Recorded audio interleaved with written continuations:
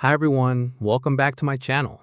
In today's video, we're going to talk about 6 simple but reliable ways to recognize when a woman is toxic. I genuinely believe every guy should hear this, especially after everything we all watched unfold with the Amber Heard and Johnny Depp situation online. That entire situation reminded a lot of people how important it is to notice these warning signs early. So I think this video can be incredibly valuable, and I encourage you to stay with me until the very end. With that said, let's jump straight into the 6 foolproof signs that a woman might be toxic. The very first sign is that she constantly plays the victim.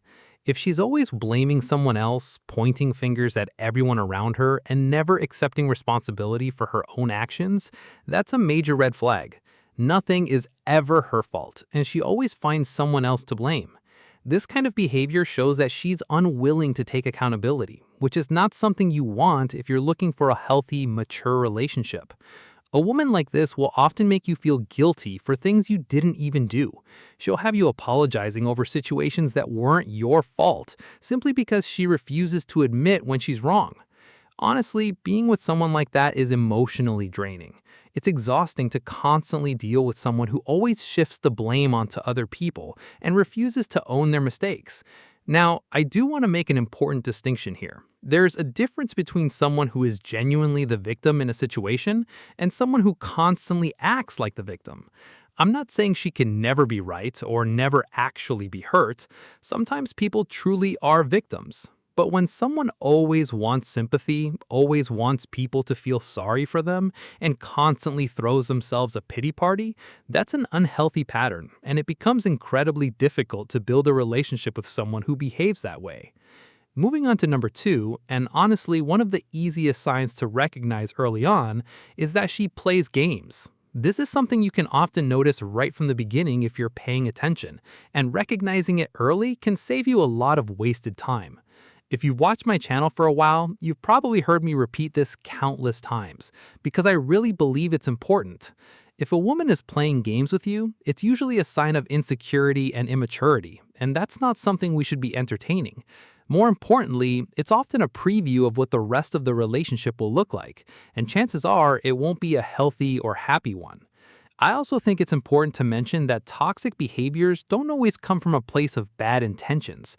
Many times they come from insecurity, emotional immaturity, unresolved trauma, or personal issues that someone hasn't taken the time to work through. Does that automatically mean they'll always be toxic? Of course not.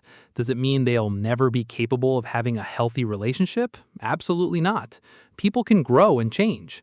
However, it isn't your responsibility to stay around hoping they'll become a different person or trying to fix them yourself.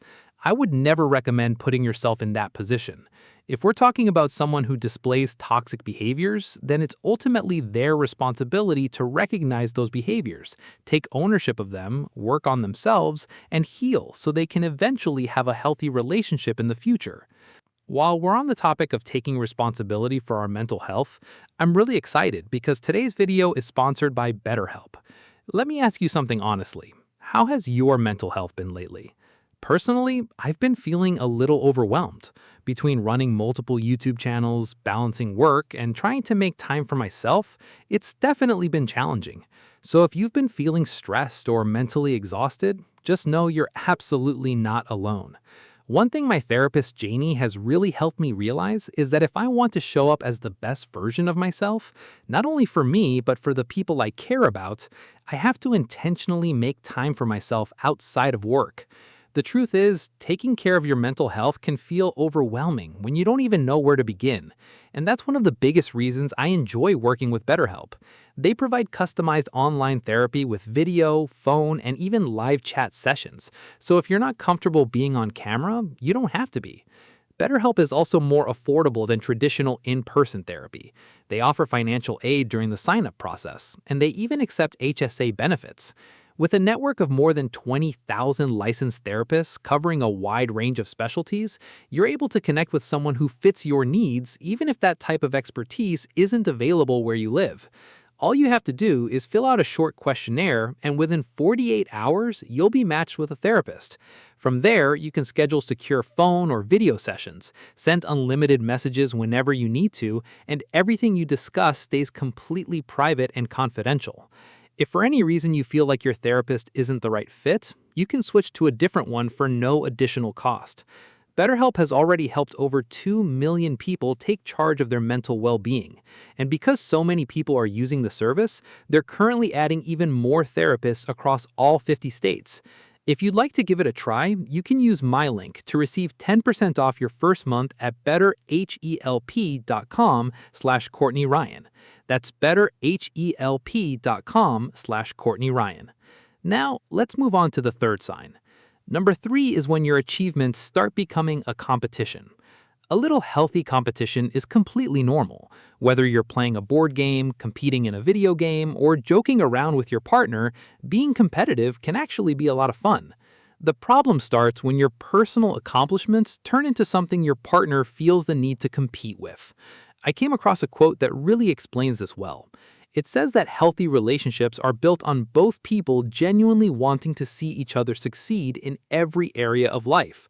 But once a relationship becomes toxic, every success turns into a competition. Maybe this looks like her refusing to support or encourage you.